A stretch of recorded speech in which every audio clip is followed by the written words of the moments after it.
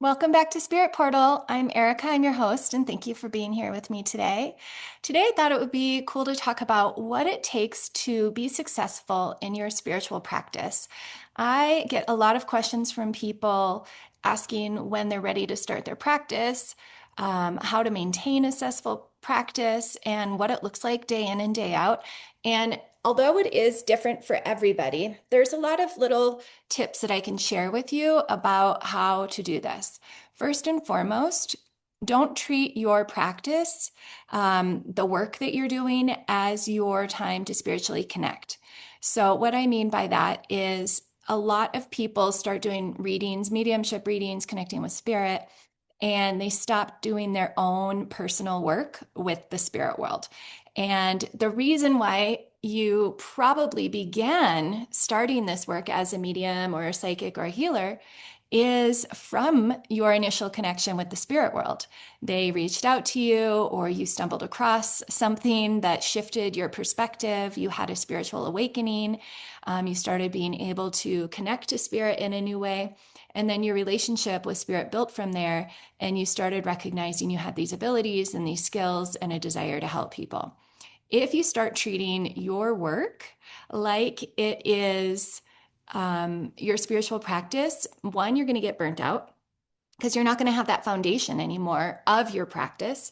Two, you eventually will lose your abilities. And I don't say that lightly, but I do mean that when you stop sitting with spirit, stop communicating with spirit, stop having a relationship with spirit, well, what happens when we have a relationship and we don't put any effort and energy into it, and we take that being, that person for granted, well, they kind of fade away. They kind of filter out.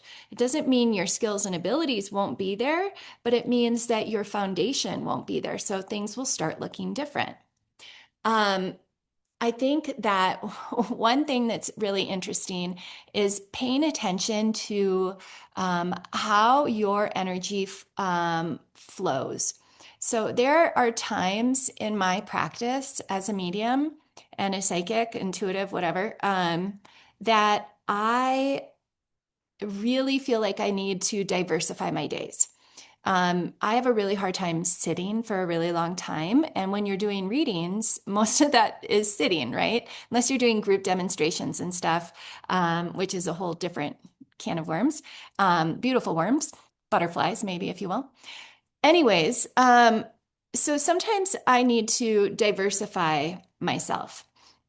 So maybe I feel like, wow, I have been taking on a lot of emotions, or I'm starting to feel depleted. I have this type of personality. I'm a nurse, I'm an acupuncturist, I'm a psychic medium, I'm a mom, I volunteer, I do a lot of different things, and that's how I really like engaging in the world. Um, I treat my mediumship practice as it is the most sacred thing I do. It's right up there with being a mother. It is so unbelievably sacred to me and important to me, that when I start feeling like a little bit itchy internally, like, whoa, I need to do different things for a little bit, I might start podcasting more. I might start teaching more. I might reduce my readings from 6 or 8 readings a week to 2 or 3 readings a week, and I might do more acupuncture work. Sometimes I will look for short-term jobs as a nurse. Like, there's a lot of different things I do to diversify my income so that the sacredness of what I'm doing for the world of spirit and for, us humans doesn't become diminished or exhausted. It's interesting because we have been going through the eclipse season. And if you know anything about eclipse season, usually it is depending on where things are happening for you energetically and astrologically. Something is usually eclipsed out of your life, and within that, new energy is brought forward. And so I have just had such a powerful eclipse season, and Thursday is kind of the culmination of like the two. But it's fascinating to me. I had been really trying to diversify my work a little bit. I accepted a new position doing acupuncture at this absolutely beautiful clinic with people that I just love and feeling pretty good about it. I had a nagging feeling that maybe it wasn't the right timing for me, but I accepted it because they offered it to me and were really excited to have me there. I accepted it back in June, May, maybe late May, and started doing the work. And while I absolutely love the people, and of course I love doing acupuncture, I just kept having this feeling that it wasn't going to be right for me. In the meantime, I'm still keeping up with my mediumship work and my psychic work. And, anyways, eclipse season comes along. And I am like really unhappy there. It's like too far of a drive. It's taking too much time. I'm not seeing enough patients for it to be worth my while. And I end up speaking with the people who run the clinic, and they're beautiful, beautiful people. And I'm like, this isn't right. They're like, yep, we understand. No problem. We want you to be happy. So I stop working there as of like 5 days ago. And as soon as I stop, as soon as I stop, I am getting 5 to 6 emails, requests for booking every day, every other day. It's wild. It's like I had to eclipse that out of my life to give myself more energy because spirit is saying, no, Erika, we really need you right now. Like you need to focus on this. And it's been fascinating for me because sometimes you have to say goodbye to something in order for something else to open up. Now, does that mean quit your job or don't do full-time work doing something else? I am not saying that. Maybe I would even say the opposite of that. Find other ways where you can have more space and time. But for me, the thing that I'm trying to explain to you is that having the awareness, following your intuition, following the flux of energy that you're putting out, and how does it relate to the energy of what you're trying to create or what the universe is calling in for you. The other crazy thing that's happened to me in the eclipse season is I discovered the root of some of my health issues. And within that, I have had to stop drinking alcohol at all. Short term, I don't know, maybe it'll be like 6 months, maybe it'll be 6 weeks. It kind of depends on the healing in my gut. But that has been such a beautiful blessing in disguise. Like, I drink like an Italian, I'll have a glass of wine and enjoy it with dinner, or I don't know. It's a social thing and it's an enjoyable thing. I love having a glass of wine or whatever, However, stopping alcohol completely has been mind blowing for me. And I want to share that too, because I think it pertains to having a practice. I've been doing this for a long time. I have a deeply devotional practice on my own, and I have deep devotional reverence for the work I do. It's just how I live in this world. And not drinking alcohol at all has really um, opened me up to the amount of clarity that I have, even not having a glass of wine at night. It is wild to me how much clearer the downloads that are coming in my own spiritual practice and my life. The amount of clarity that I have in my sleeping has changed so much.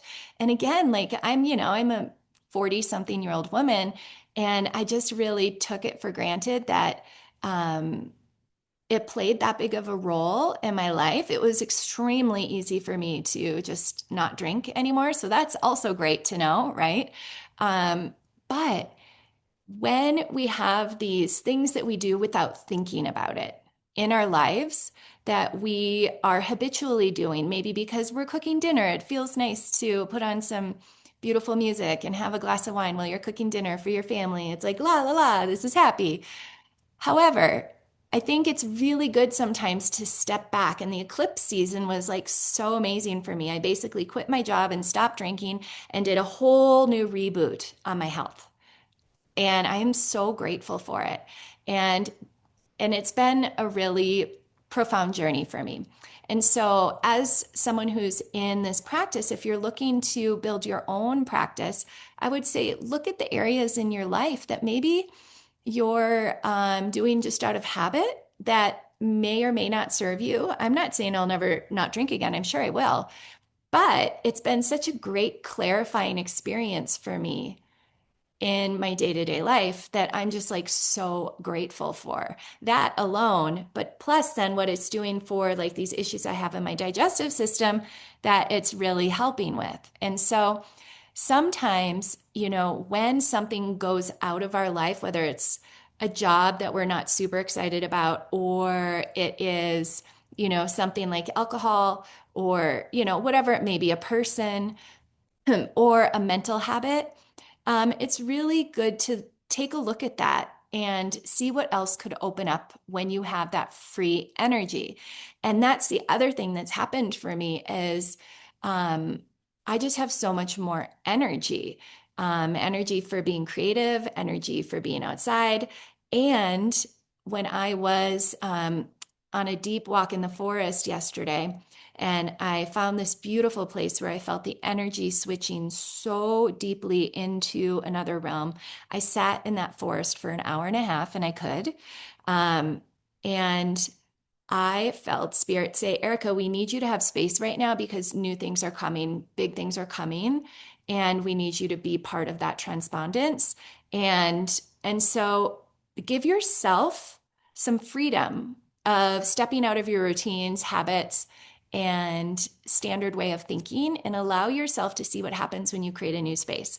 And, I wasn't really looking for that. I was actually looking to fill space, and the opposite happened in this eclipse season. And that's the other thing. Sometimes working with spirit, they throw things at us and it feels like something is happening to us.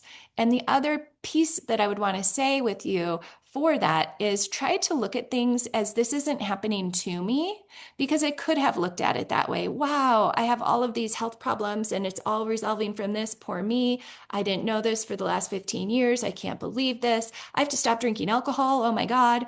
My job, I don't like it. I have to quit. Instead, I was like, wow, there's an opportunity presenting here. I'm excited to see what this opportunity is. It's happening for us. Okay. Not to diminish like, horrible problems that people have. But if I hadn't found out about what was going on in my gut, it could have turned into a really horrible problem in the future. So I'm really grateful for that. And so opening up and understanding that when you're working with spirit, we want to work with them. And you can't do that if you're treating your work as your practice. You need to maintain and continue to devote yourself to the practice of knowing spirit, of being in partnership with spirit. So I think those are two really important things that I wanted to talk about. I also want to talk about when you are in this working world, say you are a medium, or maybe you're a mediumship student, or maybe you live in a place where there aren't that many mediums, but a handful. And I say medium because that's what I really identify with, but it could be so many other aspects of this work. You could be a tarot reader. You could be, it's just so many different things, right? So I really encourage you not to talk negatively about other people. One, it brings down your energy. It brings down your capacity to hold love when you're filling it with poison, and that's what gossip is. But two, you're also creating an unsafe energy, an unsafe environment for people, because it's like when you talk negatively about people, other people are going to automatically assume that you're talking negatively about them. Whether you are or not, it doesn't really matter. You're putting that energy out. So let's give an example.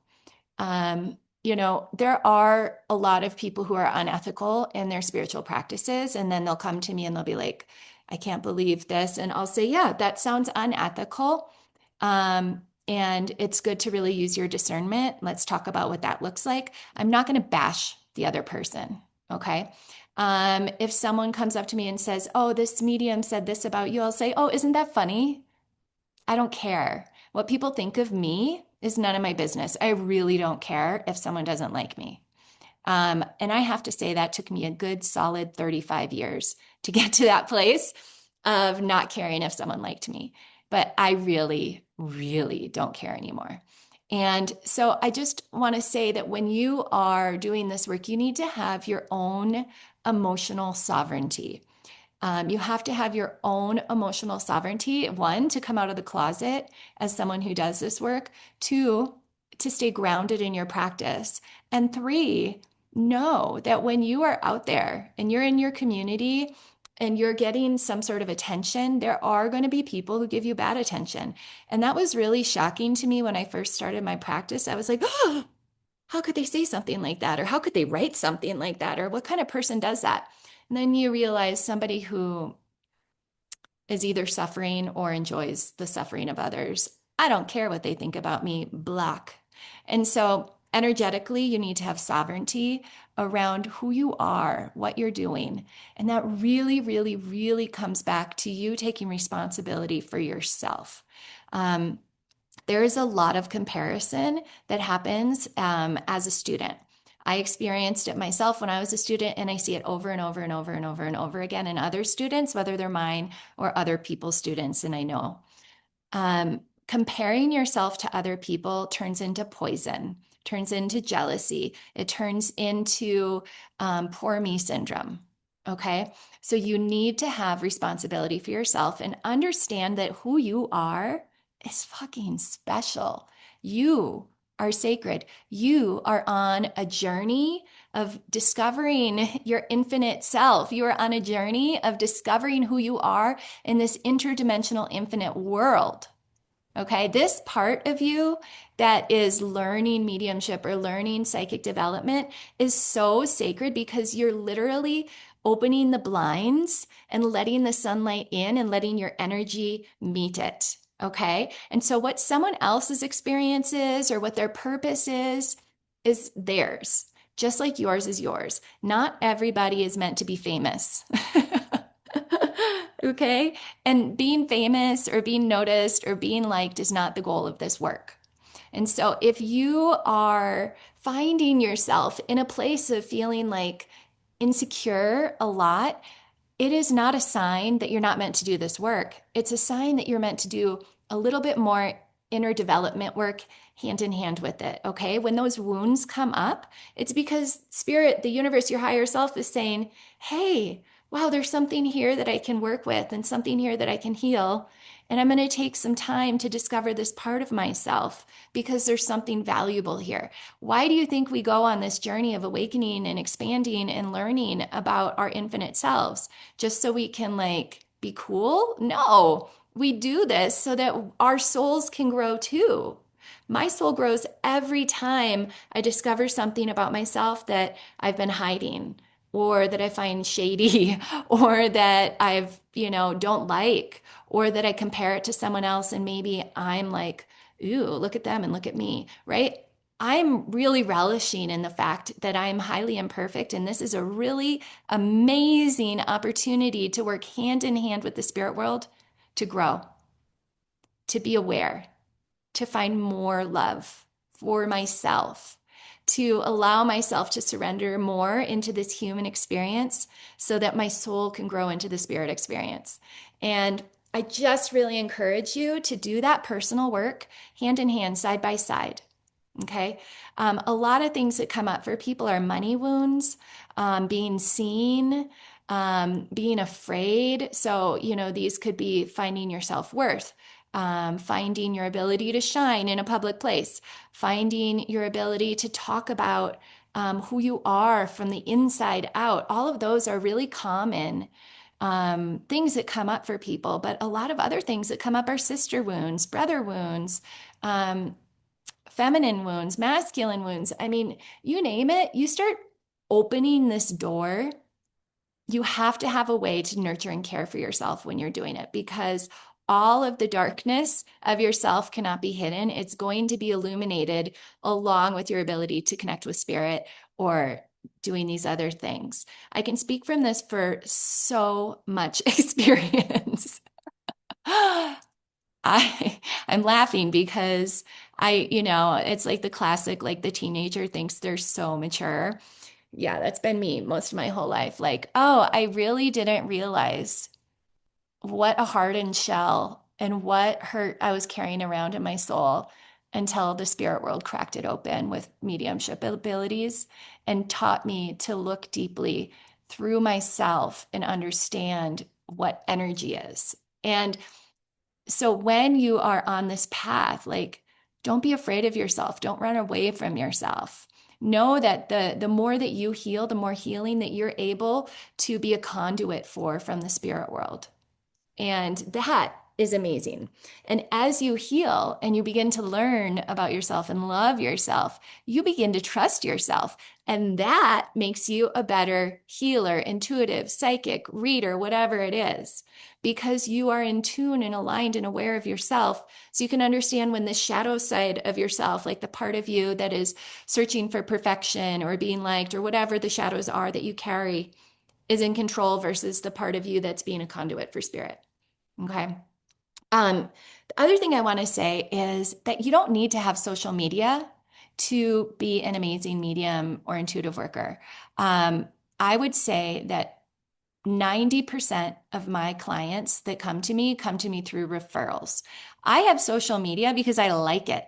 I like it. I like to put videos out. I like to say things. I'm podcasting because I like to talk about what has changed in my life and helped me so much. I like it. If you don't like it, don't build your energy there because it's going to feel fake. It's not going to feel authentic to you. It's not going to be aligned to you. So instead of doing social media, like, again, social media is rarely, hardly ever where I get my clients. I get clients from my podcast, I think because it's long form, so they get to know me and they trust me, and then they want to come in and then they work with me, whether through readings or readings in classes or whatever it may be. Social media for me is a form of short form expression. I do it for me. I don't do it for others. And there's an educational component to it, or maybe there's a political component to it. But I do that for me. My clients come from word of mouth.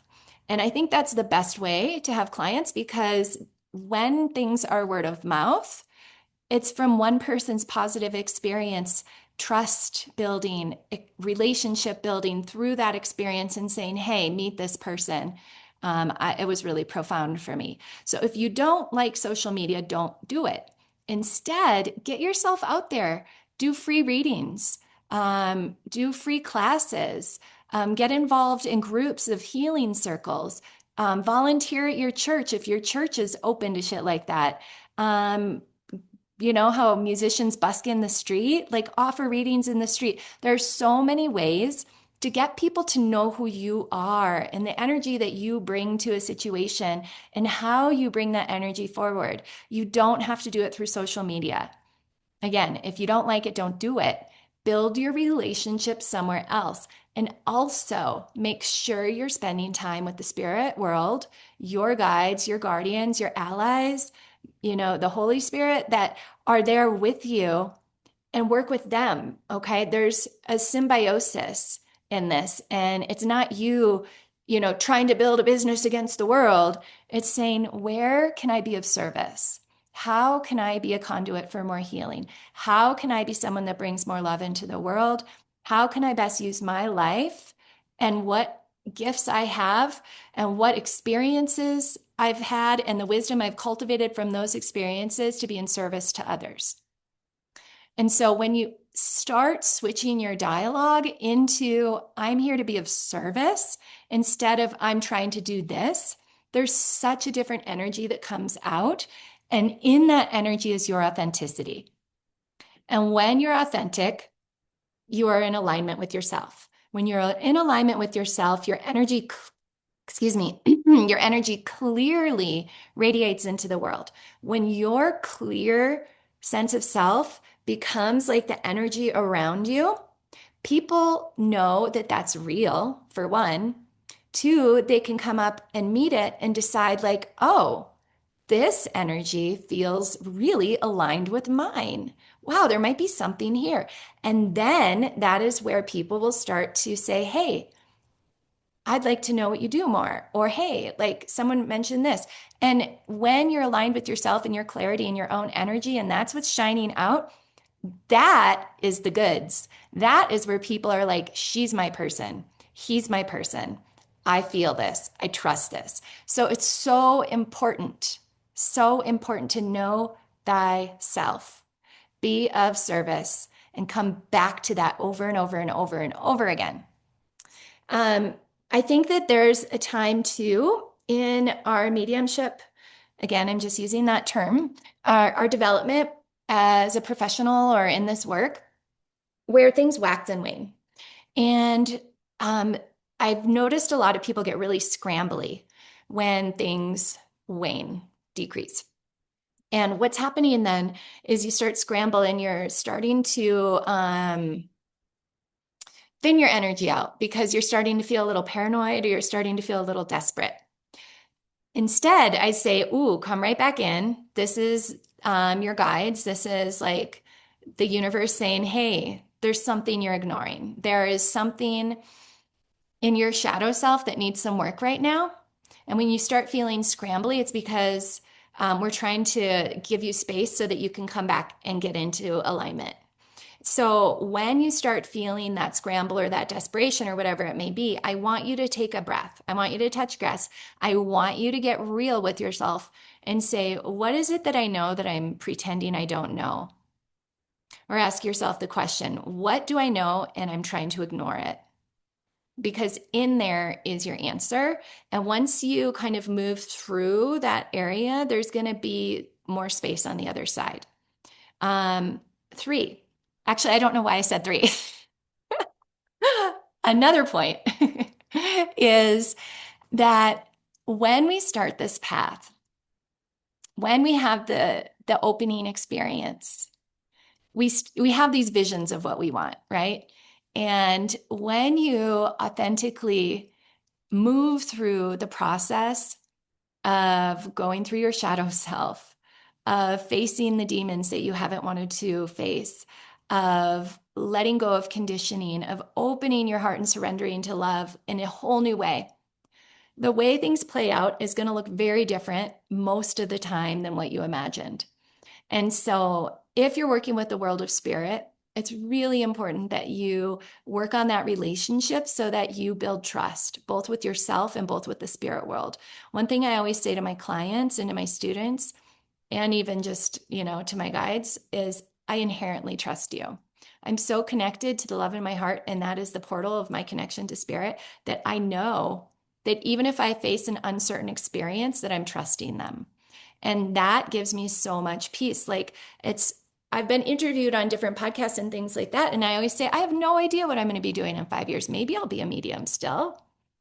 Maybe I'll be doing something completely different. I'm going to work with the world of spirit for the highest and greatest good for myself and for what I can offer into the world. That's my truth. I don't know what that looks like. So don't hold on to things and cling to things, scraping your nails down the side of things to stay in one spot when the universe or spirit is clearly asking you to allow for a shift. That doesn't mean a shift is permanent either. It means that sometimes we need to learn how to feel really vulnerable again because we're getting too arrogant. Or we need to learn how to feel really vulnerable again because something big is coming up that is going to be asking a new skill set of us. So I really think the fluidity of your path is really important to be aware of. Oh, I think that's it for today. I think that's where I want to go. If you have any questions, if you like this podcast, can you please share? The other thing is you people that listen to this are amazing. You're around the entire world, from Greenland to Pakistan to India to Scotland to Sweden to Germany. I mean, I'm just so excited. But can you guys comment on wherever you watch the videos or listen to the podcast? Can you comment? I would just like to know you more, and it would just be kind of cool. So have a beautiful day or night wherever you are. Sending you all lots and lots of love, and stay good, do good things.